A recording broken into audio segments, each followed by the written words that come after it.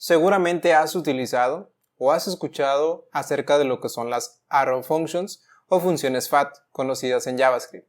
O tal vez incluso comenzaste a utilizar JavaScript cuando estas ya estaban implementadas, por lo cual no conoces la función tradicional. Así que en este video vamos a explicar cuál es la diferencia de cada una de ellas y cuándo o no utilizarlas. Como ya te lo mencionaba, son conocidas como Fat Arrow Functions y son muy utilizadas en JavaScript, si no es que el feature más utilizado de la versión S6 de JavaScript, el cual sugiere que reemplaces la tradicional function utilizando una sintaxis más corta y legible. En pocas palabras, lo que quiero decir es que tú tienes una función que se llama suma, recibe dos parámetros a y b y regresa a más b. Esta es la función tradicional de JavaScript, que probablemente te esté sorprendiendo porque nunca la utilizaste. Sin embargo, la segunda opción que viene aquí abajo dice que es una función que recibe dos parámetros y regresa a más b. Es exactamente lo que tenemos aquí en la función, pero más legible, más corta y más fácil de entender. En definición, ¿qué son las arrow functions? Porque ya platicamos cómo es su sintaxis y cómo eran las funciones tradicionales. El principal objetivo de las arrow functions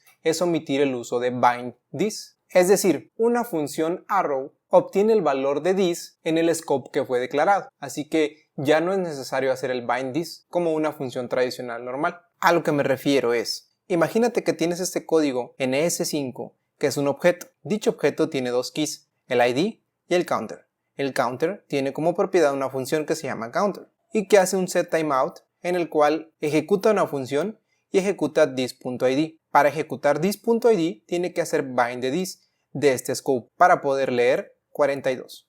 En cambio, con la sintaxis de S6 tenemos un objeto que tiene exactamente lo mismo, pero sin embargo en lugar de ser una función aquí, utilizamos el arrow function y hacemos this.id, el cual me tomaría el scope en el que fue declarado, es decir, de esta función counter, que tiene como valor this este objeto, este scope. Entonces this.id es 42. A muchos desarrolladores les gusta hacer esto, arrow functions, para evitar el bind this, ya que aparte es más limpio, pero tienes que tener en cuenta cuándo no utilizarlas. Vamos a platicar de las variaciones de las arrow functions. Primero que nada, cuando no tiene parámetros puedes utilizar ya sea de esta manera, regresando un 42, o incluso con un guión bajo. Esto es válido. Cuando tienes un solo parámetro puedes omitir los paréntesis, ya sea esto o esta sintaxis. Y si tienes múltiple parámetro, es necesario declarar los paréntesis, igual regresando un 42. Otra variación muy importante es que cuando tienes sentencias sí necesitamos forzosamente utilizar las llaves. Es decir, en este caso tenemos una función que se llama printNumber y esta variable tiene asignada una función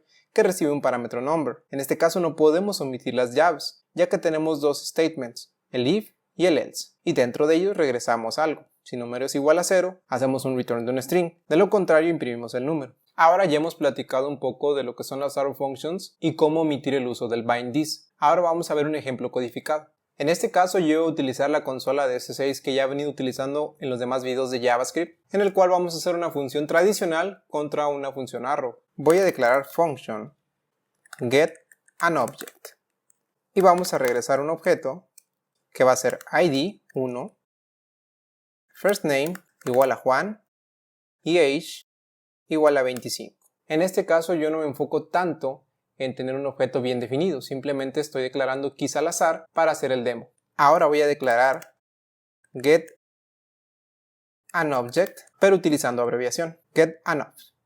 Y este va a ser igual a una función arrow y vamos a regresar el mismo objeto. La diferencia es que no utilizamos el return. Ahora voy a mandar un console.log y voy a imprimir getAnObject. Es decir, voy a llamar a la función tradicional. Y lo que me va a imprimir es el id, el firstName y el age. ¿Y qué pasa ahora si obtengo esta función, la mando a llamar, obtengo el mismo resultado? Pero sin embargo la sintaxis es un poco diferente. No estoy utilizando lo que viene siendo function. De hecho, la función ni siquiera es nombrada, por lo cual es una función anónima y estoy regresando un objeto, sin utilizar el return. Simplemente que cuando yo regreso un objeto, tengo que encerrarlo con los paréntesis, para decirle a nuestro compilador que esto es un return. Es muy sencillo utilizar arrow functions, pero ahora vamos a ver cuándo debemos y cuándo no utilizarlas, porque hay momentos en que no deberíamos de utilizarlas, sin embargo todos los desarrolladores optan por utilizarlas, y tenemos que tenerlo mucho en cuenta. Primero que nada, no debes de utilizar las arrow functions en object methods. Lo que quiere decir aquí es que directamente En una propiedad no deberías de estar utilizando un arrow functions. Lo que pasaría si yo ejecuto esta sentencia de código es que this.lives no va a ser nunca ejecutada. Es decir, lives nunca va a ser 8, 7, 6, 5 cuando nosotros mandemos a llamar este jumps. Lo que pasa es que aquí this va a ser un define, ya que esta función estaría haciendo bind al scope en el que fue declarado y no precisamente este scope. Este ejemplo lo he codificado de nuevo en mi consola, en el cual declaro el objeto cat y mando a llamar cat.jumps. Lo que esperas es que se ejecute esta función y le reste 1 a lives, es decir, sería 8, pero cuando yo console.log, sin embargo, es 9. Lo que está pasando aquí exactamente es que esta función está haciendo bind a otro this, es decir, no a este scope, al scope principal. En este caso, cuando nosotros tenemos un object key de esta manera, no es recomendable utilizar arrow functions, por esto que te acabo de decir. Tampoco deberías de utilizar arrow functions en funciones callback en contexto variable. Es decir, si tú estás utilizando JavaScript nativo, estás utilizando document.getElementById para obtener un elemento que se llame press y le agregas un listener en el cual le pones click y utilizas arrow function. Esta función está haciendo bind a otro scope. En este otro caso, tampoco es recomendable que utilices arrow functions porque no te va a funcionar. Utiliza la tradicional function. Por último, siempre utiliza arrow functions cuando requieres hacer bound o bind del this al contexto y no a la función misma, ya que como yo te lo mostraba en esos ejemplos anteriores, está haciendo bind de la función misma y no al contexto que necesitamos. En este caso está haciendo automáticamente bind a otro contexto fuera del que yo requiero. Y son cosas que siempre debes de saber al utilizar arrow functions, ya que no solamente por la sintaxis corta y bonita que maneja, siempre serán la mejor opción. Y así es como funcionan las arrow functions y cuándo deberías y cuándo no utilizarlas. Si te gustó el video, dale like al video y suscríbete a mi canal, ya que lo actualizo constantemente.